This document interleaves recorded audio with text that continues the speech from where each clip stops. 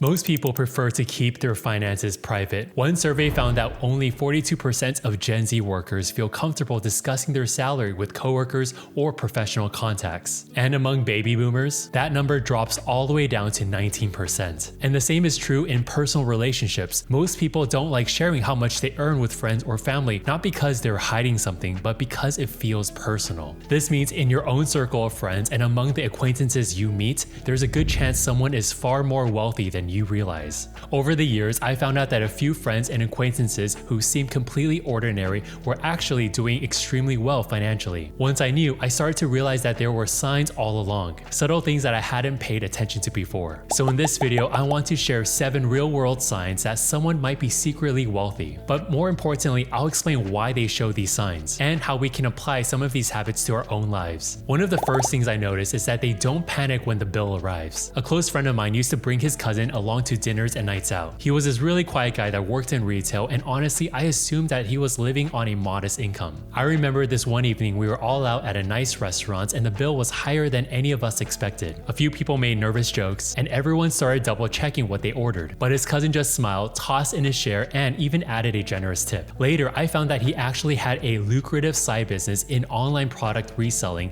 and he quietly built up a 7-figure net worth. And yeah, it suddenly made sense. He wasn't anxious because he mastered how to manage his money. He had a plan for every cent. People who do well financially aren't calm because they're careless. They're calm because they've already budgeted. They already know what they can afford, so unexpected costs don't throw them off balance. Think about your own month for a second. How many things did you buy without planning for them first? Before meeting friends, did you check the menu and budget for it, or do you just wing it? When an unexpected expense comes up, do you have a plan for it, or does it throw your whole month off? In my experience, wealthy people stay relaxed about money because they prepare for every possibility long before the bill ever arrives. Another thing I noticed is how they spend their free time. A while back, I had a networking event in LA, and I ended up chatting with a guy wearing jeans and a plain t-shirt. He was just an average Joe, down-to-earth person. At the time, I made a casual Breaking Bad reference thinking everyone had seen it, but he just smiled and said, "I don't really watch TV anymore." We started talking more, and turned out that he owned a small company that made biodegradable coffee cups. His business had taken off and he was doing extremely well financially, but you never have guessed it just by looking at him. He told me that he canceled his Netflix and his social media accounts because they weren't adding anything meaningful to his life. Instead, he spent his downtime going to events like that one, joining a cycling club where he met other business owners, and reading books like Atomic Habits and The Secrets of a Millionaire Mind. When I thought back to my first impression of him, nothing about him screamed wealthy. But the moment he didn't catch a pop culture reference, that was the giveaway. He wasn't focused on what everyone else was watching. He was focused on building something of his own. It reminded me that quietly wealthy people often use their free time to grow, learning, networking, or simply doing things that add value to their lives. They rarely spend hours zoning out in front of a screen. Another sign someone might be wealthy is that they talk in decades rather than days. It sounds abstract, but take a minute and think about the conversations that you've heard lately. If your friends say stuff like, "I just need to make it to payday," or "I'll start saving once this month is over," or "I'll see how things go before deciding on next week's expenses," that's short-term thinking where you focus on immediate comfort and quick fixes. Now compare this to someone who says, "I'm setting this year up to buy my first rental property by 2030," or "I'm building and stacking my skills so I can double my income in the next 5 years," or "I'm investing now because I want my 40s to feel financially free." You see, that's long-term thinking, and it's a mindset wealthy people almost always share. They're constantly thinking about what's coming next year, next decade, or even during their retirement years. When they get their paycheck, they don't see it just as a month's worth of spending, but rather a chance to shape their future. I learned early on that there's no better way to improve your financial position than by thinking long-term. The decisions you make today, like saving, investing, and learning new skills, are the ones that will determine how financially free you'll be 10 years from now. And if you think you're not wealthy enough to invest, I want to challenge that belief. Take my investing masterclass, and if you still feel that way afterward, then fair enough. But there's a really good chance that you'll realize that you're more ready to start investing today. I'll put the link down below if you want to join my class today or tomorrow. Another thing that I noticed about people who are secretly wealthy is that they focus on quality, not just the price tag. Think about that friend who buys their socks at a boutique store like Bombas instead of grabbing a pack from a discounted chain. At first, it might seem seem unnecessary. Like, why pay $20 for one pair when you can buy 5 pairs for the same price? But they're thinking about more than just today's cost. Wealthy people understand that high-quality items save them money and time in the long run. Let's take shoes for an example. A well-made pair of leather boots that cost $250 might last 5 years with proper care. Compare that to buying a cheap $60 pair every year. Over 5 years, the cheaper option costs $300 and still looks worn out most of the time. The person who actually buys quality actually saves money and never wastes time shopping for replacements. Sometimes the same logic applies to food and everyday spending. Instead of buying a 2-for-1 deal on low-quality takeout pizza that half ends up in the fridge and eventually in the trash, they'll spend that same amount on one great meal at a proper restaurant, enjoying it fully with no waste and no regret. So if you have a friend who wears well-made timeless clothing, like maybe Levi's selvedge denim or R.M. Williams boots, and they're the one suggesting dinner at a cozy Italian bistro instead of a fast food chain, then yeah, they might be quietly wealthy too. And honestly, that mindset makes sense. As much as I enjoy my takeout pepperoni pizza, there's a lot of value in choosing fewer things that actually last. Whether that's a quality meal, a sturdy pair of boots, or furniture that you'll still love 10 years from now. Next, wealthy people aren't shy about outsourcing. I used to think that that was a sign of laziness. One of my neighbors, for example, had a cleaner come by every week. I remember thinking, she works from home. How hard is it to cook and clean for yourself? But later, I found out that she ran a fast-paced catering business and her income was just skyrocketing. When I got chatting in the hallway one morning, she told me that she hired help because she no longer had time for her day-to-day chores. She basically wanted to focus every hour she could on building her business. And when you actually run the numbers, her choice actually makes complete sense. Let's say that her business brings an equivalent of $150 an hour. Hiring someone to handle cleaning and meal prep might cost her, say, $20 an hour. By outsourcing those tasks, she frees up time to earn more by doing more high-leverage activities. Wealthy people understand this trade-off. They don't see asking for help as wasteful or lazy. They see it as a smart way to buy back their time, reduce their stress, and even create jobs for other people. This is something I also started applying later on. When I have admin or repetitive work that slows me down, I find someone skilled to do it so I can focus on higher value tasks. I believe it's better for my productivity, my peace of mind, and ultimately my income. Because the truth is, wealthy people don't try to do everything themselves. They focus on doing the right things and outsource the rest. Next, I noticed that their homes are not filled with random clutter. When I was home hunting a few years ago, I looked at 2 places. They had the same exact layout, but they couldn't have looked more different. The first home had a huge shelf packed with all sorts of things like half-burned candles, souvenirs from past trips, and unopened shopping bags that looked like they've been sitting there for weeks. The kitchen counters were crowded with gadgets and duplicate spices, and the balcony had become more of a storage area than a place to relax. However, the second home was completely different. The furniture was simple, was carefully chosen, the counters were clear, the lighting was warm, and the balcony had just one comfortable chair and a few well-kept plants. Nothing excessive, but everything seemed to belong. Both tenants were home, so I had a chance to chat with them. The first guy worked as a graphic designer, and while we talked, he laughed and said, "Yeah, I'm always shopping online. I just grab things whenever I see them on sale." And the second tenant was a financial analyst, and when I complimented his place, he said, "Thanks, I try not to own anything I don't use regularly. It really just keeps my head clear." Now yeah, I get it, taste is personal. I'm not saying someone who likes collecting things isn't wealthy, but in my experience, people with real financial stability tend to be more intentional. They value the quality of their space over the quantity of stuff they have. They remove clutter, both physical and mental, so they can focus better on what actually matters. Nowadays, when I walk into someone's home, I don't look for a big flat screen TV or expensive artwork. I look for space, calm, and purpose. That's usually the real giveaway that someone might be wealthy. Finally, one of the biggest signs of wealth and one of the hardest habits to master is